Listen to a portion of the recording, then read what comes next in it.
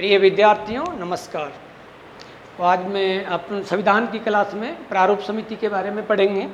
प्रारूप समिति का निर्माण किस प्रकार हुआ है। इससे पहले के वीडियो में हम पढ़ चुके हैं संविधान सभा के बारे में। संविधान सभा का निर्माण किस प्रकार से हुआ है, कैबिनेट मिशन का क्या रोल रहा है, संविधान सभा में किस प्रकार के अधिवेशन हुए हैं और अधिवेशन में किस प्रकार की विशेषताएं रही। जैसे मैं थोड़ा सा रिवाइज करा दूं आपको। प्रथम जो संविधान सभा का अधिवेशन हुआ उसमें अस्थायी रूप से डॉक्टर सच्चिदानंद सिन्हा को अध्यक्ष बनाया गया था। दूसरा जो अधिवेशन हुआ, पहला जो अधिवेशन होता है वो 9 दिसंबर 1946 को होता है और दूसरा जो अधिवेशन है वो 11 दिसंबर। पहला जो अधिवेशन है वो 9 दिसंबर 1946 को होता है और इसमें अस्थायी रूप से डॉक्टर सच्चिदानंद सिन्हा को अध्यक्ष बनाया जाता है। दूसरे नंबर पे हम देखें 11 दिसंबर 1946 को दूसरा अधिवेशन होता है और तीसरा जो अधिवेशन है वह 13 दिसंबर 1946 को होता है। तीनों ही अधिवेशनों की अलग अलग विशेषताएं हैं और हम ये पूरा क्लास में पढ़ चुके हैं। हम यहाँ पर देखते हैं प्रारूप समिति के बारे में थोड़ा सा जान लेते हैं कि प्रारूप समिति जिसने संविधान निर्माण में एक महत्वपूर्ण योगदान किया है। BN राव द्वारा परामर्श जो समिति बनाई गई थी, उस परामर्श समिति ने दुनिया के 60 देशों के संविधानों का अध्ययन किया और वहाँ से जो विश्व के संविधानों से जो प्रारूप अच्छे लगे उन प्रारूपों को ग्रहण करके उन्होंने प्रारूप समिति को दिया और प्रारूप समिति ने वहाँ से छटनी करके संविधान में हमारी जो भौगोलिक विशेषताएं, राजनीतिक विशेषताएं, आर्थिक विशेषताएं हैं उनके आधार पर उन प्रावधानों को लिया है। तो प्रारूप समिति में बात करें हम प्रारूप समिति में कुल 7 सदस्य थे। प्रारूप समिति के जो अध्यक्ष हैं, प्रारूप समिति में डॉक्टर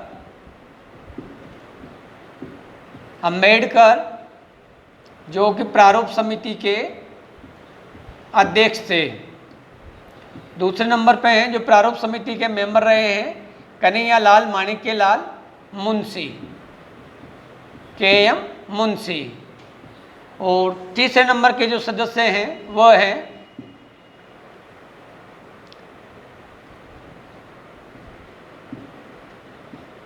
कृष्णास्वामी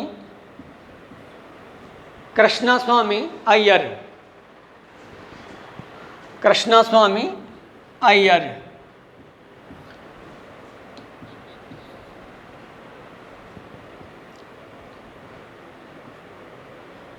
चौथे जो सदस्य हैं वो हैं N माधव राव, TT कृष्णमाचारी,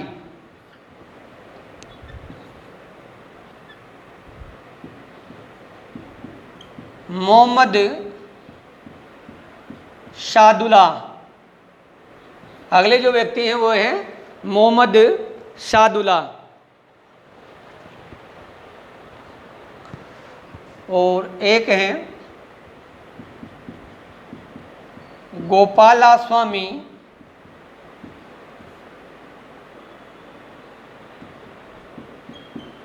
आयंगर।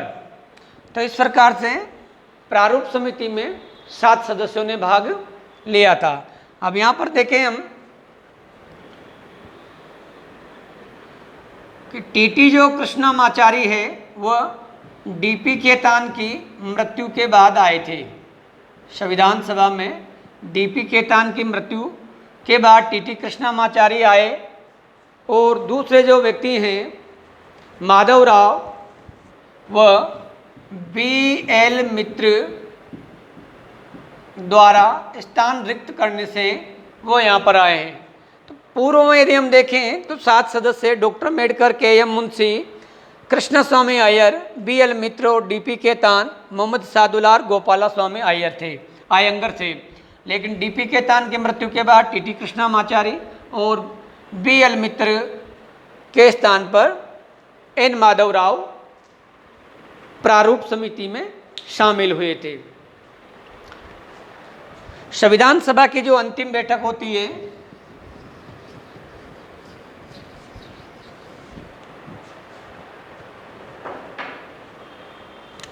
संविधान सभा की अंतिम बैठक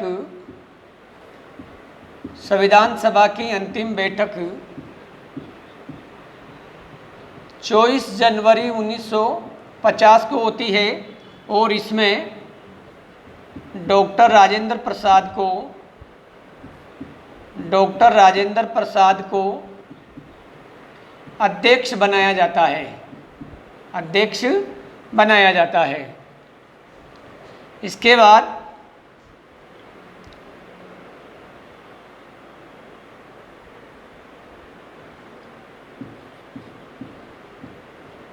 छब्बीस जनवरी 1950 को भारत का संविधान लागू किया जाता है। अब यहाँ पर दो बातें हैं, देखो, भारत का जो संविधान है वह 26 नवंबर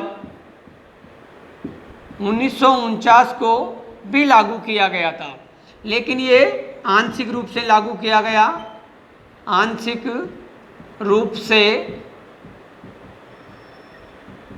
संविधान लागू किया गया था और इसमें 16 अनुच्छेद ही लागू हुए थे। 16 अनुच्छेद ही लागू हुए थे, जबकि हमारा पूर्ण जो संविधान है वो 26 जनवरी 1950 को लागू हुआ। अब थोड़ी सी हम संविधान से संबंधित और बातें कर लेते हैं कि संविधान को बनाने में कितना खर्चा आया और संविधान को बनाने में कितना समय लगा।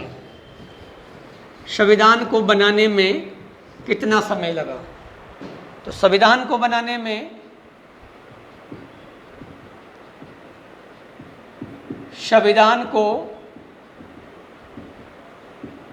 बनाने में 2 वर्ष 11 माह 18 दिन का समय लगा। 2 वर्ष 11 माह और 18 दिन का समय लगा। संविधान को बनाने में खर्चा कितना आया? 64 लाख रुपए। 64 लाख रुपए। संविधान की पुस्तक को किसने लिखा? संविधान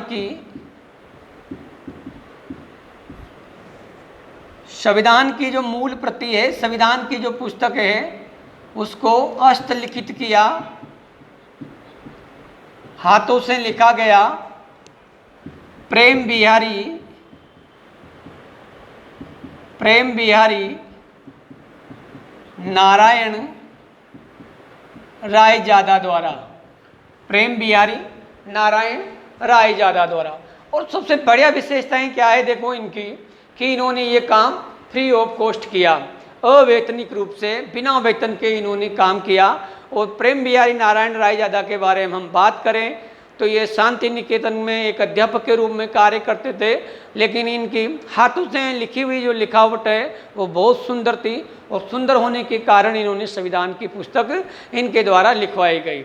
लेकिन इन्होंने अवैतनिक रूप से काम किया और संविधान की बुक लिखने में इन्होंने एक शर्त रखी कि मैं फ्री ऑफ कॉस्ट काम करूंगा, लेकिन संविधान की पुस्तक के प्रथम पन्ने पर मेरा नाम होगा और संविधान की पुस्तक के अंतिम पन्नों पर मेरे जो खानदान हैं, मेरे दादा जो परदादा हैं, उनका नाम मैं अंकित करूंगा।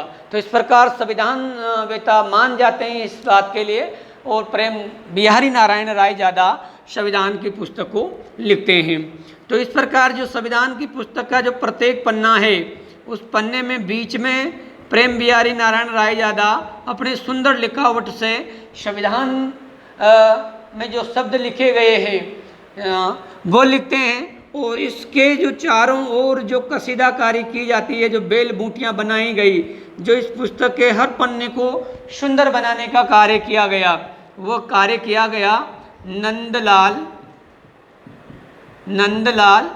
गोंस द्वारा। नंदलाल गोंस द्वारा। और संविधान में 15 महिलाओं ने भाग लिया। संविधान सभा में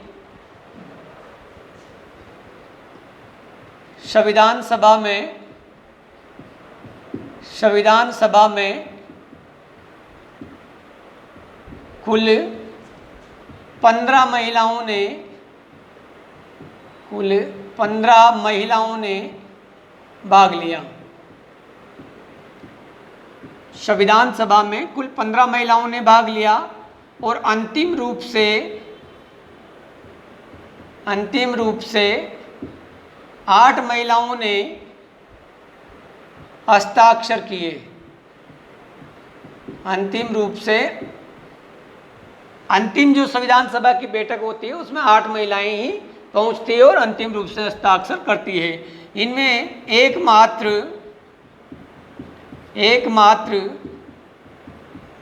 मुस्लिम महिला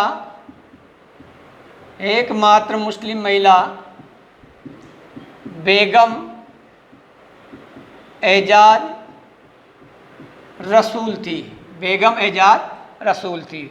अब देखते हैं हम संविधान सभा में राजस्थान से 12 सदस्यों ने भाग लिया था। 12 सदस्यों ने भाग लिया था। कौन कौन से थे? देखो 12 सदस्य। यदि हम उनको याद करना चाहें तो याद करने के लिए मैं एक आपको ट्रिक बता रहा हूँ, और इस ट्रिक के माध्यम से आप अच्छी तरह इनको याद कर सकते हैं और ये आपको याद भी रह सकते हैं। तो क्या है देखो, जब हीरा माटी गोदरा में सजे। अब बनाते हैं इनसे हम 12 सदस्य। ज से बनाए हम जय नारायण व्यास। ब से बलवंत सिंह मेहता। ही से बनाए हम हीरालाल शास्त्री। रा से रामचंद्र शुक्ल माणिक्यलाल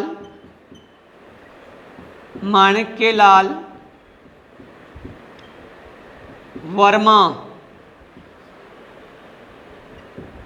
टीटी कृष्णा माचारी। इस प्रकार 6 सदस्य प्राप्त हो जाते हैं। आगे देखें हम 7वें नंबर पे गो से गोकुल लाल असावा। द से दिलेन सिंह। रा से राज बहादुर सिंह। में से मुकुट बिहारी भार्गव। सरदार सिंह जसवंत सिंह। इस प्रकार हमें 12 सदस्य जो राजस्थान से भाग लेते हैं वो प्राप्त होते हैं। ठीक है प्रिय विद्यार्थियों, मिलते हैं हम नई क्लास में एक नए वीडियो के साथ, और संविधान सभा से संबंधित हम नई जानकारियाँ प्राप्त करेंगे। थैंक यू, खुश रहिए, स्वस्थ रहिए।